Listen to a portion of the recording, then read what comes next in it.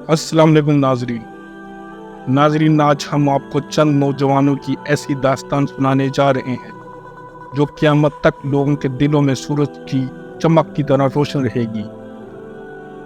ये नौजवान जिन्होंने वक्त के शहंशाह के आगे और हज़ारों बुत परस्तों के सामने सरेआम तौहीद का ऐलान करके वक्त के शहंशाह को वर्ताए हैरत में डाल दिया था, बल्कि शहंशाह के दरबार में मौजूद हज़ारों बुत परस्त ये सोचने पर मजबूर हो गए थे कि ये नौजवान इस दरबार में किस खुदा की बात कर रहे हैं और उस खुदा के लिए अपनी जानों को खतरे में डाल रहे हैं।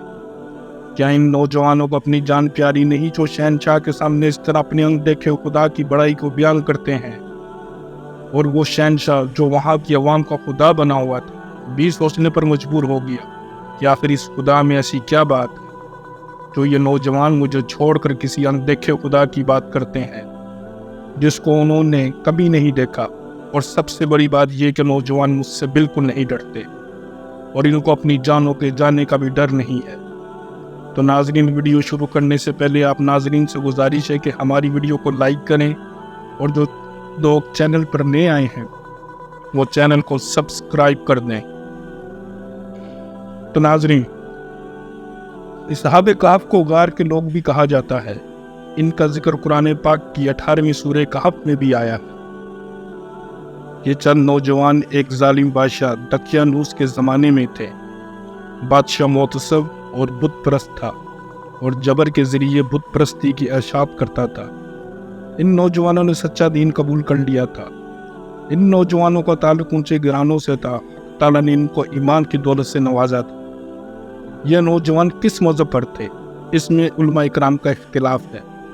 बात का ख्याल है कि ये दीन मसीही पर थे, लेकिन इल्लामा इब्ने कसीर ने मुख्तलिफ कराइन से इस बात को तरजीह दी कि असहाबे कहफ का किस्सा मसीह अलैहिस्सलाम से पहले का है।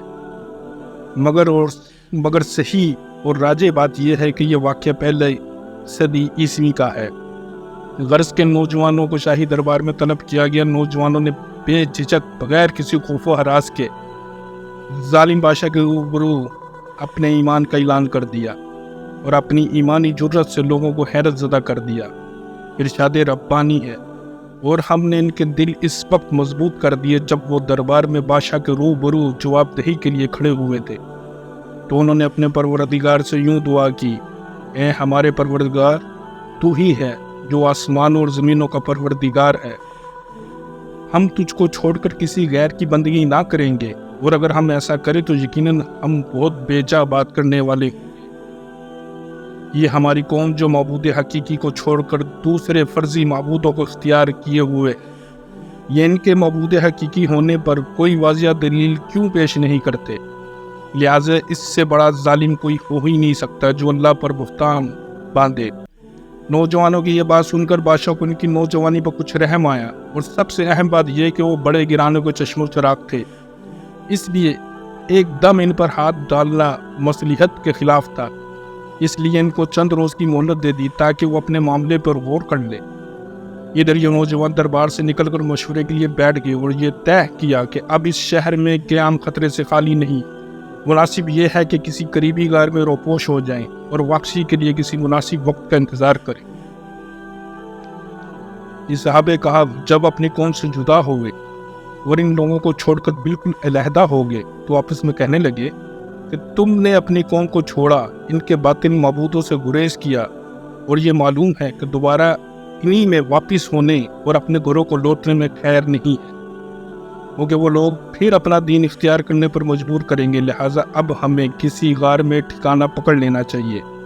आपस में मशवरा से ये बात तय तो हुई, लेकिन इंसानी ज़रूरियात का सवाल भी पेश नज़र था कि गार में रहेंगे तो खाने पीने और दीगर ज़रूरियात का क्या बनेगा। इस सवाल के हल करने के लिए आपस में यूँ कहने लगे कि हमको अल्लाह ताला से खैर की उम्मीद रखनी चाहिए। इंशाअल्लाह ताला हम पर अल्लाह ताला का फजल होगा और वो हम पर अपनी रहमत फैला देगा और जिस मकसद के लिए निकले हैं इसके लिए आसानियाँ पैदा फरमा देगा। बाहमी मशवरे से गार में जाना तय हुआ और अल्लाह ताला से खैर की उम्मीद मान ली और गार में दाखिल हो गया। गार में दाखिल होने के बाद इन पर नींद का गुलबा हो गया और वो सो गए। ان یات میں صحاب کہف کی حالت کو بیان فرمایا ہے جو غار میں داخل ہونے کے بعد پیش آئی۔ یہ لوگ غار کے اندر ایک کشادہ جگہ میں پہنچ کر لیٹ گئے۔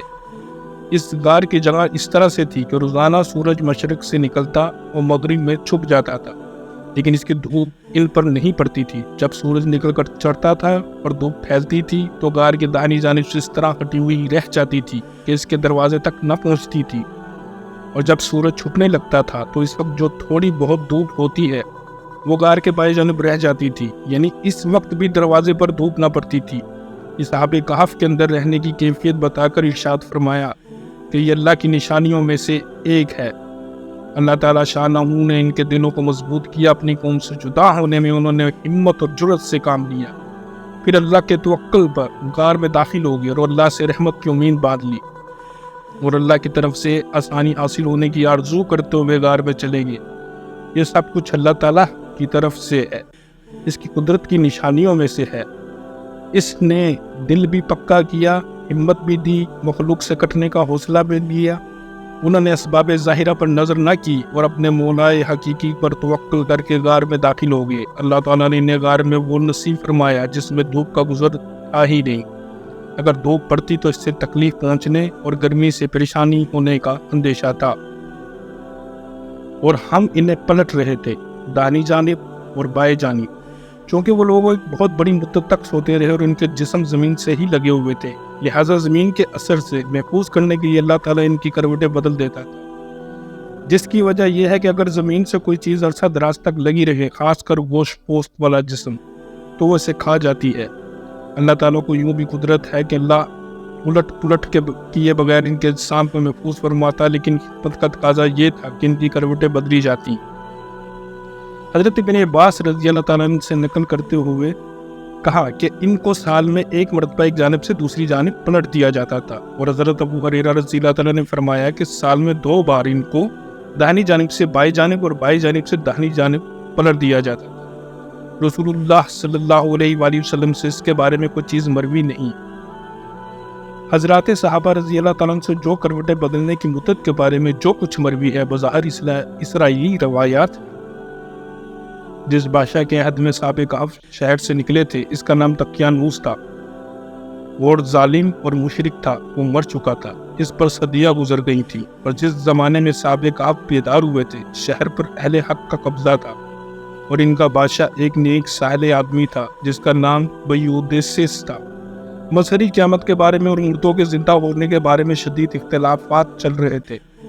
ایک فرقہ اس بات کا قطعاً منکر تھا کہ جسم کے گلنے سڑنے اور ریزہ ریزہ ہو جانے کے بعد پھر دوبارہ کیسے زندہ ہو جائے گا۔ بادشاہ ان گمراہ لوگوں کے بارے میں بہت فکر مند تھا کہ کس طرح ان کے شکوک و شبہات دور کیے جائے۔ جب کوئی تدبیر کارگر نہ ہوئی تو اس نے ٹاٹ کے کپڑے پہن کر اور راکھ کے ڈیر پر بیٹھ کر اللہ تعالیٰ سے عاجزی کے ساتھ التجا کی کہ خدایا آپ ہی کوئی ایسی صورت پیدا فرما دے کہ ان لوگوں کا عقیدہ درست ہو جائے اور یہ راہ راست پر آ جائے۔ اللہ تعالیٰ نے بادشاہ کی دعا کو شرف قبولیت بخشا، اور اس کی صورت یہ ہوئی کہ صحاب کہف بیدار ہوئے۔ بیدار ہونے کے بعد ان میں یہ بحث چھڑ گئی کہ ہم کتنی مدت سوئے۔ کوئی کہتا تھا کہ 1 دن سوئے ہوں گے، دوسرا کہنے لگا کہ 1 دن سے بھی کم سوئے ہوں گے۔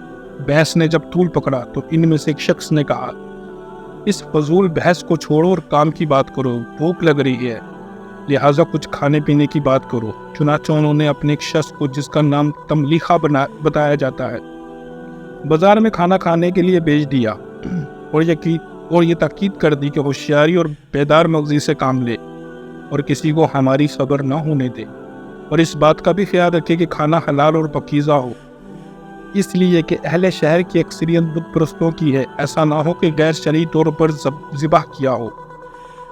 چنانچہ تملیخہ نے ایک دکان سے کھانا خرید کر 300 سال پہلے کا سکہ نکال کر دکاندار کو دیا تو دکاندار حیران رہ گیا کہ یہ سکہ تمہارے پاس کہاں؟ جس بادشاہ کے عہد میں صحاب کہف شہر سے نکلے تھے اس بادشاہ کا نام دقیانوس تھا، اور وہ ظالم اور مشرک تھا، لیکن وہ مر چکا تھا، اس پر صدیاں گزر گئی تھیں۔ اور جس زمانے میں صحاب کہف بیدار ہوئے تھے شہر پر اہل حق کا قبضہ تھا، اور ان کا بادشاہ ایک نیک صالح آدمی تھا جس کا نام بیودیسس تھا۔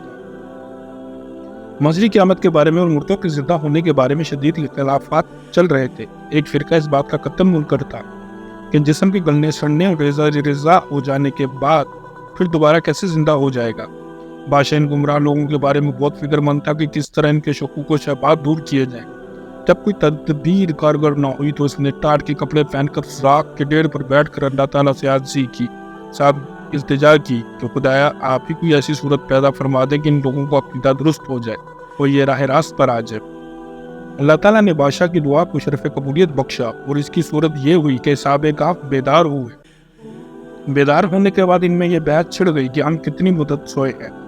کوئی کہتا تھا کہ 1 دن سوئے ہوں گے، دوسرا کہتا کہ 1 دن سے بھی کم سوئے ہوں گے۔ بحث نے جب طول پکڑا تو ان میں سے ایک شخص نے کہا اس فضول بحث کو چھوڑو اور کام کی بات کرو، بھوک لگ رہی ہے لہذا کچھ کھانے پینے کی بات کرو۔ چنانچہ انہوں نے ایک شخص کو جس کا نام تملیخہ بتایا جاتا ہے بازار میں کھانا لانے کے لیے بھیج دیا اور یہ تحقیق کر دی کہ ہوشیاری اور بیدار مغزی سے کام لے اور کسی کو ہماری خبر نہ ہونے دے، اور اس بات کا بھی خیال رکھے کہ کھانا حلال اور پاکیزہ ہو، اس لیے کہ اہل شہر کی اکثریت بت پرستوں کی ہے، ایسا نہ کہ غیر شرعی طور پر ذبح کیا ہو۔ چنانچہ تملیخہ نے ایک دکان سے کھانا خرید کر 300 سال پہلے کا سکہ نکال کر دکاندار کو دیا تو دکاندار حیران رہ گیا کہ یہ سکہ تمہارے پاس کہاں سے آیا؟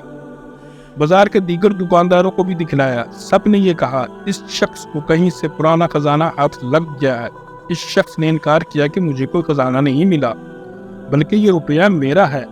بات بڑھ گئی، بازار والوں نے اس کو بادشاہ کے سامنے پیش کر دیا اور یہ بادشاہ جیسا کہ اوپر بیان ہوا ہے کہ نیک صالح اور اللہ والا تھا۔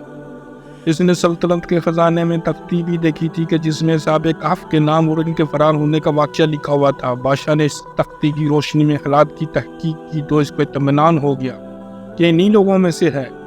بادشاہ نے کہا میں تو اللہ تعالیٰ سے دعا کرتا تھا کہ مجھے ان لوگوں سے ملا دے جو دقیانوس کے زمانے میں اپنا ایمان بچا کر بھاگے تھے۔